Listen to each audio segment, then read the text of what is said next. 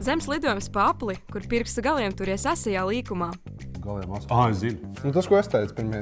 Protams, jā. Šitais tiešām varētu būt Kamaniņš. Es nezinu citu sporta veidu. Daislidošana. Ko? Tas ir tulītās šortreks. Kamaniņš. Lidojums. Te lidot, tā kā lidot cauri visam laukumam, kurš ir apaišs. Kamaniņš. Kamaniņš. Tas nav kamaniņš. Nē? Nē. Shorttracks, jā. Nu jā.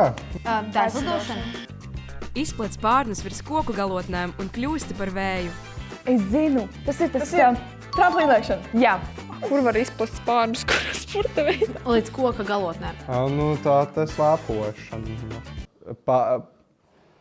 Es norobežojos no šitā. Kalnu slēpošana.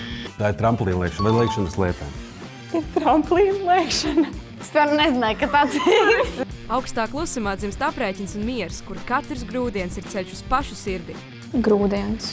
Grūdienis. Kur grūž? Kaut kādās kamaniņās negrūž? No sākuma grūž. No sākuma iegrūž. Varbūt kaut kāds kērlings. Jā. Nu jā, tas Ne, ir tas ir kērlings. kērlings, jā. Tas ir muļķības pilnīgākais, ko mēs tur runājam. Bobslejs. Velns.